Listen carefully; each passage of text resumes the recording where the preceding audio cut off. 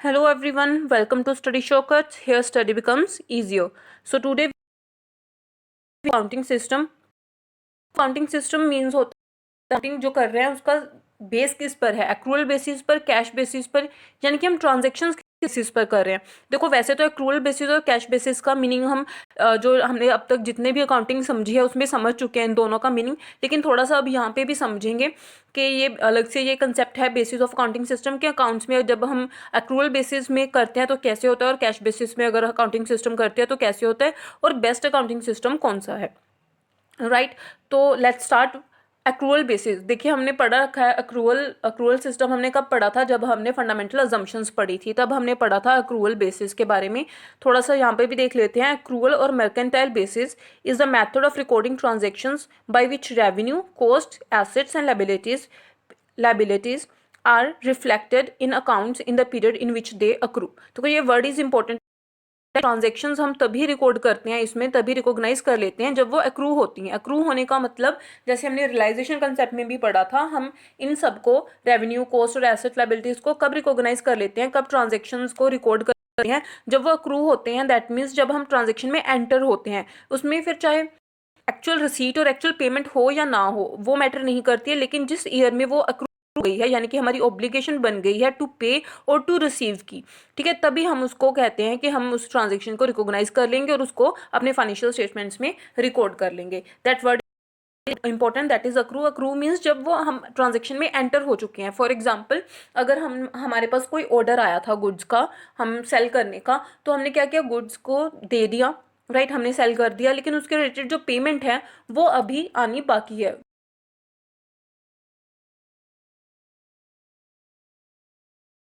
Payment, right, तो वो क्या हो जाएगा हमारा, लेकिन हम उसकी ट्रांजेक्शन को तभी रिकॉर्ड कर लेंगे जब हमने अपनी गुड्स कर दिया, ठीक है, तो अक्रूवल बेसिस पर होता है। Even if they are not transacted in cash during the accounting period, बिल्कुल वही, चाहे वो कैश उस अकाउंटिंग पीरियड में आया हो या ना आया हो, या हम कैश पे किया हो या ना किया हो, लेकिन अगर हम उस ट्रांजेक्शन में एंटर हो चुके हैं तो हमारा अक्रूवल बेसिस पर वो फाइनेंशियल स्टेटमेंट्स में रिकॉर्ड होगा। Matching concept and realisation concept accrual basis, बिल्कुल जब हमने ये दोनों पॉइंट्स किए थे, मैचिंग कंसेप्ट किया था और रियलाइजेशन कंसेप्ट किया था, तभी हमने पढ़ा था। देखो रियलाइजेशन कंसेप्ट क्या कहता था कि हम रिकॉग्नाइज तभी जब वो एंटर हो चुके हैं हम ट्रांजेक्शन में, और मैचिंग कंसेप्ट क्या कहता था कि उसे अकाउंटिंग रेवेन्यू उसी अकाउंटिंग ईयर के एक्सपेंसेस से मैच करने चाहिए, यानी कि उसी अकाउंटिंग ईयर के एक्सपेंसेस और रेवेन्यूज कब कौन से होंगे, जो अक्रू होंगे उसी अकाउंटिंग ईयर में, राइट, उसी अकाउंटिंग ईयर में जो अक्रू हो गया वो उसी अकाउंटिंग पीरियड में रिकॉर्ड किया जाएगा। फिर चाहे कैश में ट्रांजेक्शन हुई हो या ना हुई हो वो मैटर भी नहीं करता है। तो ये था हमारा एक्रूअल बेसिस।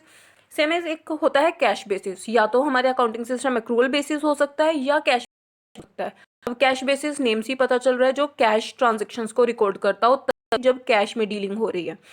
कैश और receipts basis is a method in which entries are made only when cash is actually received और पेड, यानी कि जब कैश एक्चुअल में रिसीव हुआ हो या पे हुआ हो तभी उसको हम रिकॉर्ड करेंगे कैश बेसिस पर, हम अक्रू बेसिस पर उसको रिकॉर्ड नहीं करेंगे। यानी कि जब भी हम ट्रांजेक्शन में एंटर हुए हैं तब हम उस अकाउंटिंग पीरियड में उसको रिकॉर्ड नहीं करेंगे।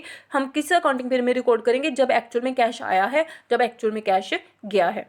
No entry is made in the books of accounts for the items which are outstanding, बिल्कुल जो कुछ चीज़ आउटस्टैंडिंग है, चाहे वो रिसीव्ड हो, मतलब रिसीट हो, यानी कि हमारे पास रेवेन्यू आना बाकी हो, या फिर हमारी कोई पेमेंट बाकी हो, हमने पेमेंट करनी हो, तो आउटस्टैंडिंग के लिए हमारे पास कोई फाइनेंशियल ट्रांजेक्शन यहाँ पे नहीं होती है कैश बेसिस पर।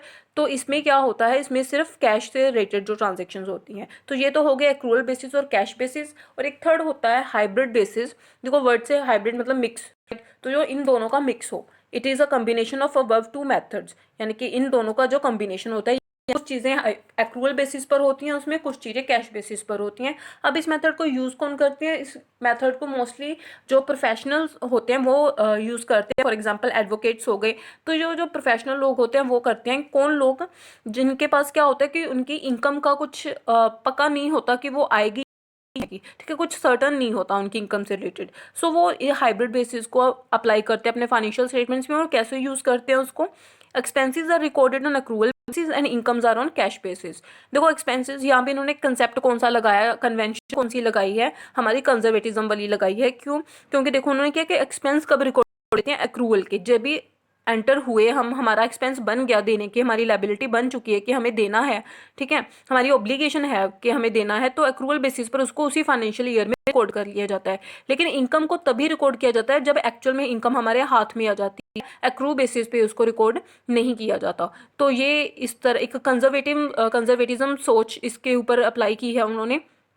तो ये हाइब्रिड सिस्टम है और बेस्ट मेथड है इन दोनों से। अगर इन दोनों की बात की जाए तो एक्रूअल बेसिस जो है वो बेस्ट मेथड है। हम accrual basis is the best method then cash basis is because, क्योंकि ये अकाउंटिंग की बेसिक अजम्पशन पे ये डिपेंड करता है, इसीलिए एक्रूअल बेसिस जो है वो कैश बेसिस से ज़्यादा बेटर है।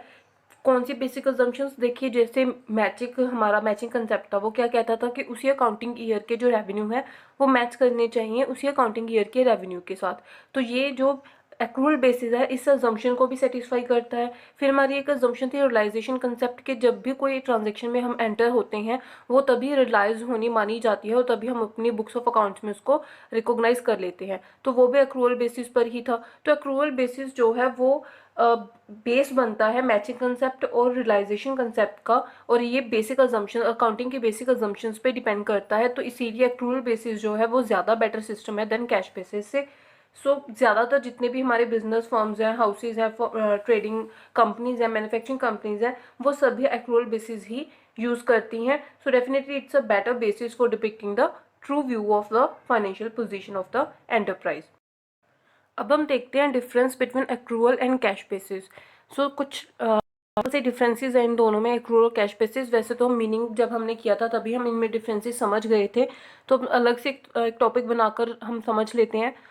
देखो, डिफरेंस ऑफ एक्रूअल और कैश बेसिस में सबसे पहला डिफरेंस क्या है कि इन दोनों में जो प्रॉफिट है वो कौन सबसे बढ़िया एक्यूरेटली बताता है, कौन सा सिस्टम।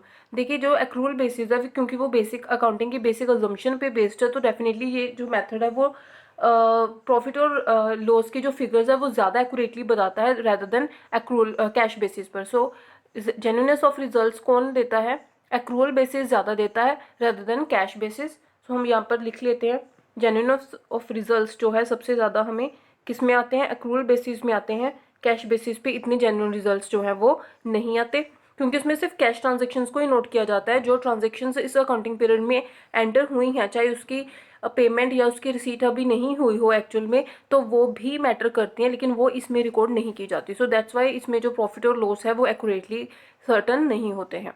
सेकेंड डिफरेंस आ जाता है पीरियड, वही कि अकाउंटिंग पीरियड जो है इसमें कौन सा यूज़ किया जाता है, जिस अकाउंटिंग पीरियड में ट्रांजेक्शन्स एंटर हुई हैं तभी हम उसको रियलाइज हुआ मान लेते हैं और रिकॉर्ड कर लेते हैं। लेकिन इसमें सिर्फ वही अकाउंटिंग पीरियड की ट्रांजेक्शन्स नोट की जाती हैं जिसमें एक्चुअल पेमेंट और एक्चुअल रिसीट हो रहा हो।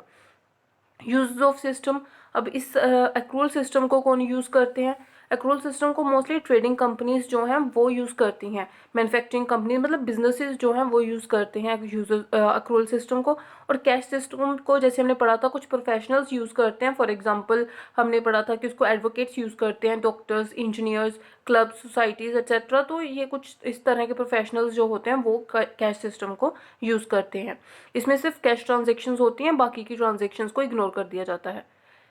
फोर्थ है जो सिंप्लिसिटी, बिल्कुल सिंपल कौन होगा, डेफिनेटली कैश सिस्टम होगा क्योंकि उसमें सिर्फ कैश रिलेटेड ट्रांजेक्शन ही नोट करनी है।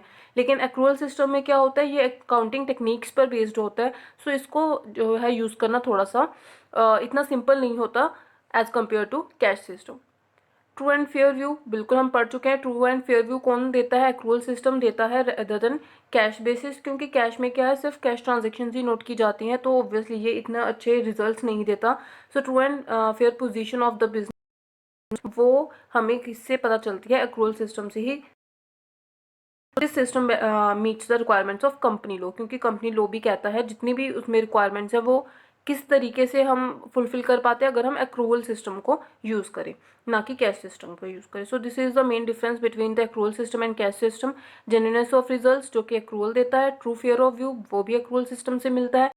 अकाउंटिंग पीरियड जिसमें ट्रांजेक्शन एंटर किए जाते हैं उसी अकाउंटिंग ईयर में यानी कि करंट ईयर की जो है वो हम रिकॉर्ड कर लेते हैं, चाहे उसकी पेमेंट जो है वो पास्ट, करंट और फ्यूचर कहीं भी हो रही हो, डजेंट मैटर। लेकिन कैश में क्या होता है, सिर्फ जो जिस अकाउंटिंग पीरियड में पेमेंट हो रही हो या जिस अकाउंटिंग पीरियड में एक्चुअल में रिसीट हो रहा हो तभी हम उसको उसी अकाउंटिंग पीरियड में उसको जाकर रिकॉर्ड करते हैं। यूजर्स ऑफ सिस्टम, इसमें बिजनेसेस आ जाते हैं, ट्रेडिंग मैन्युफैक्चरिंग कंपनीज आ जाती हैं, लेकिन इसमें सभी तरह के प्रोफेशनल्स आ जाते हैं, for example advocates, doctors, engineers etcetera. Simple जो है वो कैश सिस्टम ज़्यादा सिंपल है, क्योंकि अक्रूवल है जो वो अकाउंटिंग टेक्निक्स पर बेस्ड है। सो ये हमने सम अप भी कर दिया हमारे बेसिस। तो हमने पढ़ा accrual basis of accounting system पढ़ा, जिसमें हमने एक्रूवल बेसिस पढ़ा, कैश बेसिस पढ़ा, यूजफुलनेस ऑफ एक्रूवल बेसिस पढ़ा, एंड देन उनका डिफरेंस हमने कर लिया। अगर आपको ये कंसेप्ट बहुत अच्छे से समझ में आ रहे हो तो please like my video and share my video, and please subscribe my channel, and please press the bell icon button for the latest updates. Thank you.